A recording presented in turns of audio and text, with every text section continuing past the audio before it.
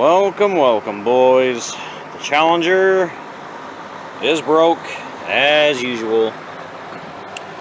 So, my dad said that he's been having a lot of brake problems, which he has. What was going on is this one was sticking. This is a new rotor. It's already grooved and kind of blown out. On this side, much better shape. You can still see the factory little hash marks and stuff in there. So this one's good. The one on this side got overheated, and that's a new set of rotors because it was happening. So it ended up burning up the seal inside the caliper. He replaced the caliper, replaced the rotors, replaced the pads, because the pads, he went through like 2 sets in like, I don't know, 1,000 miles maybe. And that side was getting insanely hot. So I think he got a kit to rebuild the caliper because I had disassembled it for him. He put that back in, put that new stuff in, same problem. So I suggested maybe replacing the brake hose, that maybe the hose has failed and collapsed and it's like not letting the caliper the piston retract inward to take the pressure off the pad, so it was just sticking the whole time. So he did do that, but then he claimed that it was leaking brake fluid from somewhere and he had to keep adding it.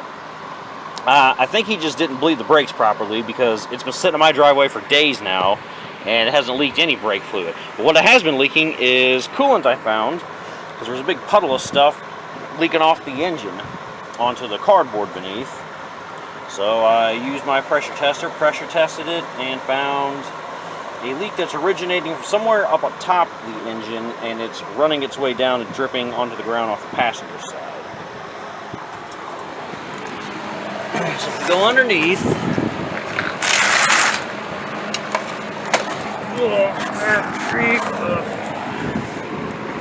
you can see the remnants of it here. You still see like one drop right there. Originates from somewhere fairly high up. You can see where it's been dripping off of this bolt right here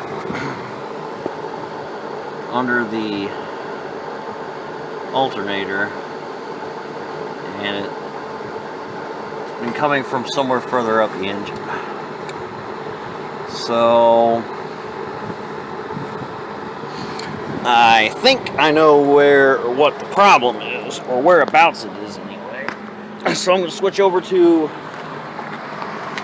this Borescope, and then I'm going to give you my voiceover once we go in and we'll see together, and then I'll let him decide if he wants me to fix this thing here or what. It's going to involve removal of the intake manifold, essentially. Upper and lower.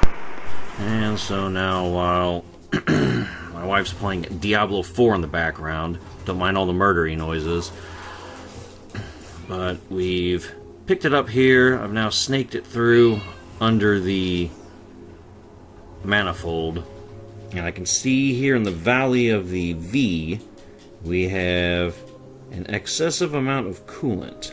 To the right there is pooled up towards the front of the engine, and to the left, where it's deeper and darker and greener, that's towards the back of the engine. It should be noted I do have the front of the vehicle jacked up, so I can slide underneath of it. So I feel that's probably why it looks like this. If the vehicle were completely level, we would probably have a more equal amount there. And towards the middle of the screen there, that looks like a hole. I keep trying to get the Borescope to go in there, see where that goes. I feel like that might be some sort of weep hole, I guess. So whenever this valley does get full of water, which they apparently anticipated doing, it can seep out there and probably run down the back of the transmission.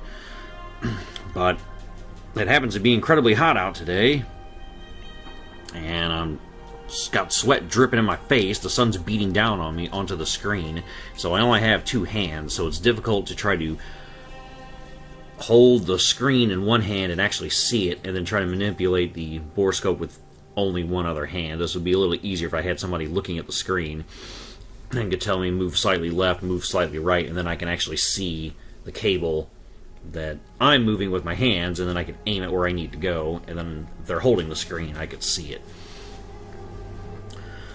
So I'm not making any progress here, so I'll go ahead and try to switch the camera to the right angle view. So there's a 90-degree camera on the side of the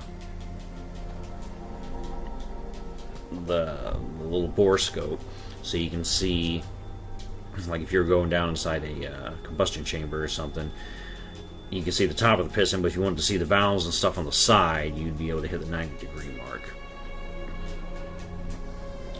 And I believe that's what I'm using with this camera, which is why it keeps like kind of almost falling into the pool of water here.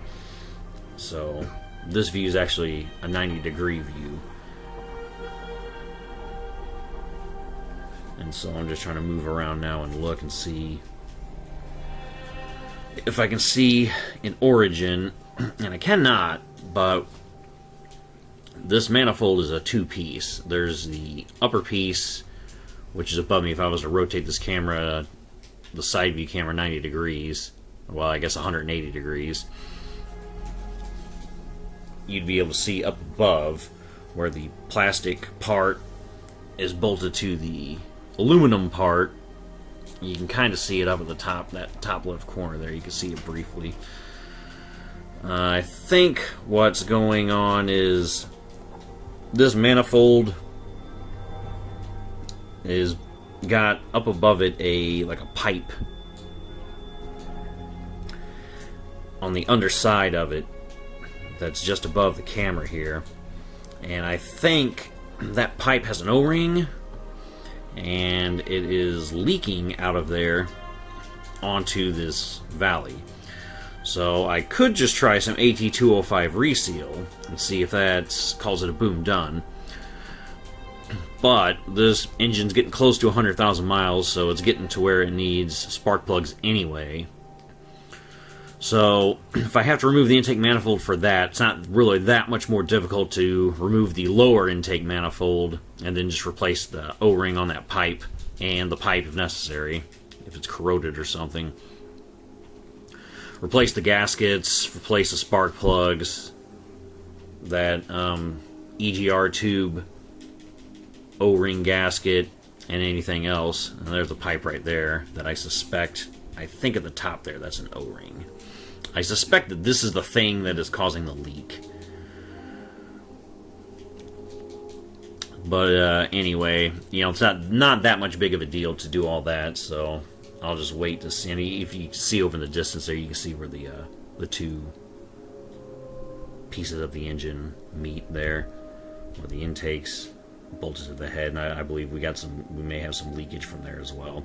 You know, it's hard to say, but I guess I'll see what he wants to do and look forward to a video coming your way if he tells me to do it. Thanks for watching. Peace.